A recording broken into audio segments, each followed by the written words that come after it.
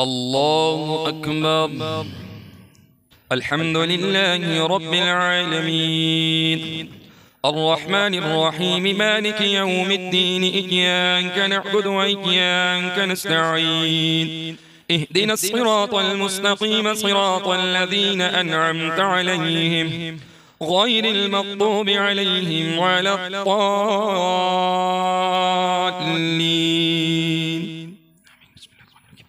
وما أبرئ نفسي إن النفس لأمارة بالسوء إلا ما رحم ربي إن ربي غفور رحيم. وقال الملك ائتوني به يستخلصه لنفسي فلما كلمه قال إنك اليوم لدينا مكين أمين. قال اجعلني على خزائن الأرض إني حفيظ عليم. وكذلك مكنا ليوسف في الأرض يتبوأ منها حيث يشاء نصيب برحمتنا من نشاء ولا نضيع أجر المحسنين ولأجر الآخرة خير للذين آمنوا وكانوا يتقون. وجاء إخوة يوسف فدخلوا عليه فعرفهم وهم له منكرون. ولما جهزهم بجهازهم قال ائتوني بأخ لكم من أبيكم ألا ترون أني أوفي الكيل وأنا خير المنزلين فإن لم تأتوني به فلا كيل لكم عندي ولا تقربون. قالوا سنراود عنه أباه وإنا لفاعلون. وقال لفتيانه اجعلوا بضاعتهم في رحالهم لعلهم يعرفونها إذا انقلبوا إلى أهلهم لعلهم يرجعون. فلما رجعوا إلى أبيهم قالوا يا أبانا منع منا الكيل فأرسل معنا أخانا نكتل وإنا له لحافظون. قال هل آمنكم عليه إلا كما أمنتكم على أخيه من قبل فالله خير حافظا وهو أرحم الراحمين. ولما فتحوا متاعهم وجدوا بضاعتهم ردت إليهم قالوا يا أبانا ما نبغي هذه بضاعتنا ردت إلينا ونمير أهلنا ونحفظ أخانا ونزداد كيل بعير ذلك كيل يسير. قال لن أرسله معكم حتى تؤتون موثقا من الله لتأتونني به إلا أن يحاط بكم. فلما آتوه موثقهم قال الله على ما نقول وكيل. وقال يا بني لا تدخلوا من باب واحد وادخلوا من أبواب متفرقة وما أغني عنكم من الله من شيء إن الحكم إلا لله عليه توكلت وعليه فليتوكل المتوكلون. ولما دخلوا من حيث أمرهم أبوهم ما كان يغني عنهم من الله من شيء إلا حاجة في نفس يعقوب قضاها وإنه لذو علم لما علمناه ولكن أكثر الناس لا يعلمون. الحمد لله رب العالمين الرحمن الرحيم مالك يوم الدين إياك نعبد وإياك نستعين اهدنا الصراط المستقيم صراط الذين أنعمت عليهم غير المغضوب عليهم ولا الضالين. ولما دخلوا على يوسف آوى إليه أخاه قال إني أنا أخوك فلا تبتئس بما كانوا يعملون. فلما جهزهم بجهازهم جعل السقاية في رحل أخيه ثم أذن مؤذن أيتها العير إنكم لسارقون. قالوا وأقبلوا عليهم ماذا تفقدون قالوا نفقد صواع الملك ولمن جاء به حمل بعير وأنا به زعيم. قالوا تالله لقد علمتم ما جئنا لنفسد في الأرض وما كنا سارقين. قالوا فما جزاؤه إن كنتم كاذبين. قالوا فما جزاؤه من وجد في رحله فهو جزاؤه كذلك نجزي الظالمين. فبدأ بأوعيتهم قبل وعاء أخيه ثم استخرجها من وعاء أخيه كذلك كدنا ليوسف ما كان ليأخذ أخاه في دين الملك إلا أن يشاء الله نرفع درجات من نشاء وفوق كل ذي علم عليم. قالوا إن يسرق فقد سرق أخ له من قبل فأسرها يوسف في نفسه ولم يبدها لهم قال أنتم شر مكانا والله أعلم بما تصفون قالوا يا أيها العزيز إن له أبا شيخا كبيرا فخذ أحدنا مكانه إنا نراك من المحسنين قال معاذ الله أن نأخذ إلا من وجدنا متاعنا عنده إنا إذا لظالمون فلما استيئسوا منه خلصوا نجيا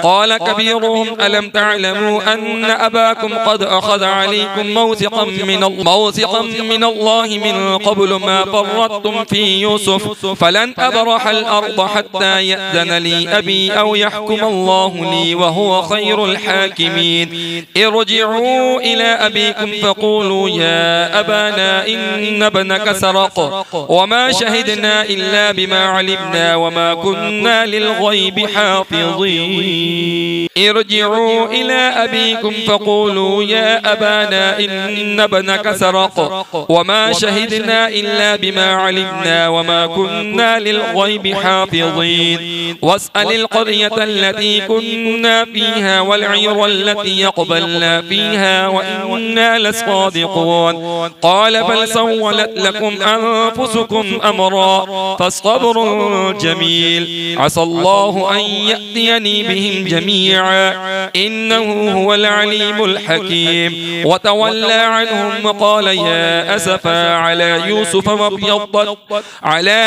وابيضت عيناه من الحزن فهو كظيم وتولى عنهم وقال يا أسفا على يوسف وابيضت عيناه من الحزن فهو كظيم قالوا تالله تفتأ تذكر يوسف حتى تكون حرضا أو تكون من الهالكين قال إنما أشكو بثي وحزني إلى الله وأعلم من الله ما لا تعلمون يا بني اذهبوا فتحسسوا من يوسف وأخيه ولا تيأسوا من روح الله إنه لا ييأس من روح الله إلا القوم الكافرون ولما دخلوا عليه قالوا يا أيها العزيز مسنا وأهلنا الضر وجئنا ببضاعة مزجاة فأوفلنا الكيل وتصدق علينا إن الله يجزي المتصدقين قال هل علمتم ما فعلتم بيوسف وأخيه أنتم جاهلون قالوا أئنك لأنت يوسف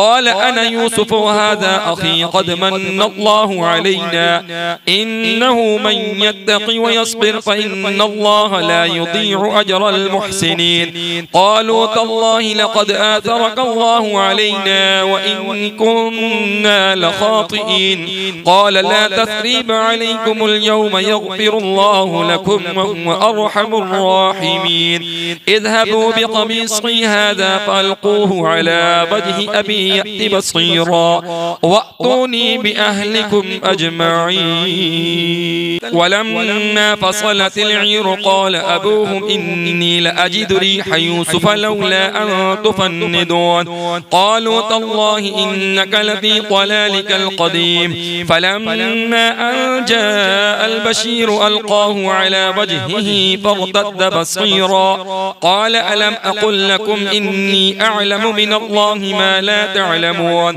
قالوا يا أبانا استغفر لنا ذنوبنا إنا كنا خاطئين قال سوف أستغفر لكم ربي إنه هو الغفور الرحيم فلما دخلوا على يوسف آوى إليه أبويه وقال ادخلوا مصر إن شاء الله آمنين ورفع أبويه على العرش وخروا له سجدا وقال يا أبت هذا تأويل رؤياي من قبل قد جعلها ربي حقا وقد أحسن بي إذ أخرجني من السجن وجاء بكم من البدو من بعد أن نزغ الشيطان بيني وبين إخوتي إن ربي لطيف لما يشاء إنه هو العليم الحكيم رب قد آتيتني من الملك وعلمتني من تأويل الأحاديث فاطر السماوات والأرض أنت ولي في الدنيا والآخرة توفني مسلما وألحقني بالصالحين.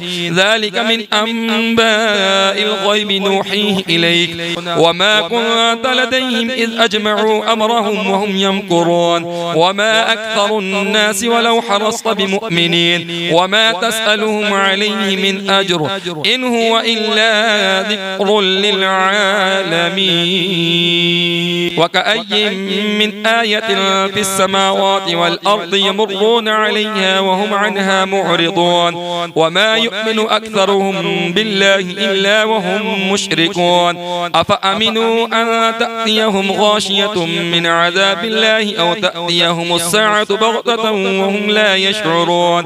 قل هذه سبيلي أدعو إلى الله على بصيرة أنا ومن اتبعني وسبحان الله وما أنا من المشركين. وما أرسلنا من قبلك إلا رجالا نوحي إليهم من أهل القرى أفلم يسيروا في الأرض فينظروا كيف كان عاقبة الذين من قبلهم ولدار الآخرة خير للذين اتقوا أفلا تعقلون. حتى إذا استيأس الرسل وظنوا أنهم قد كذبوا جاءهم نصرنا فنجي من نشاء ولا يرد بأسنا عن القوم المجرمين. لقد كان في قصصهم عبرة لأولي الألباب ما كان حديثا يفترى ولكن تصديق الذي بين يديه وتفصيل كل شيء وهدى ورحمة لقوم يؤمنون.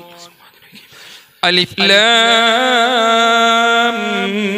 ميم را تلك آيات الكتاب والذي أنزل إليك من ربك الحق ولكن أكثر الناس لا يؤمنون.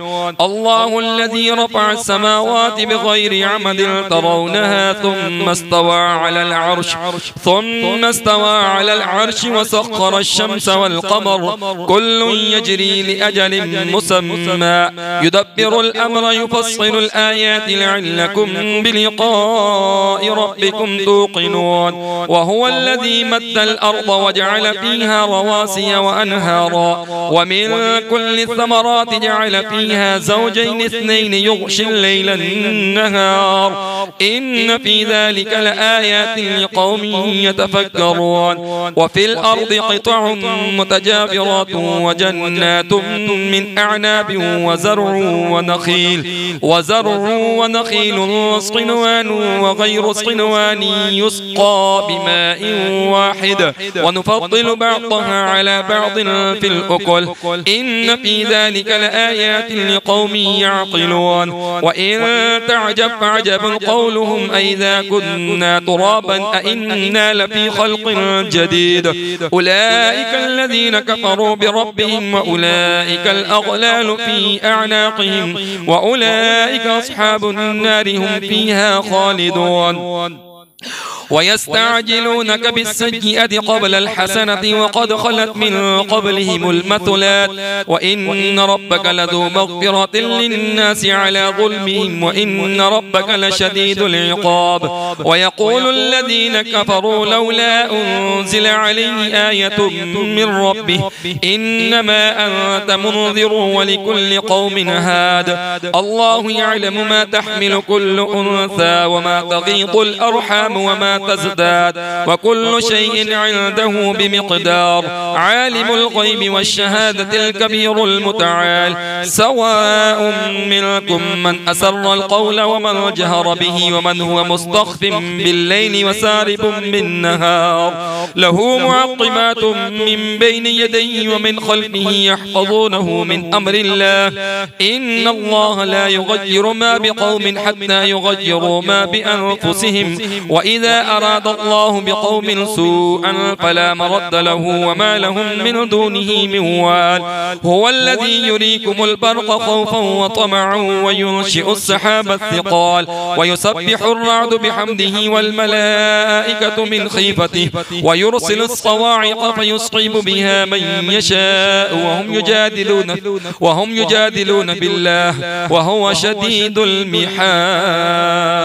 ويسبح الرعد بحمده بحمده والملائكة من خيفته ويرسل الصواعق فيصعب بها من يشاء وهم يجادلون في الله وهو شديد المحال له دعوة الحق والذين يدعون من دونه لا يستجيبون لهم بشيء إلا كباسط كفيه إلى الماء ليبلغ فاه وما هو ببالغه وما دعاء الكافرين إلا في ضلال.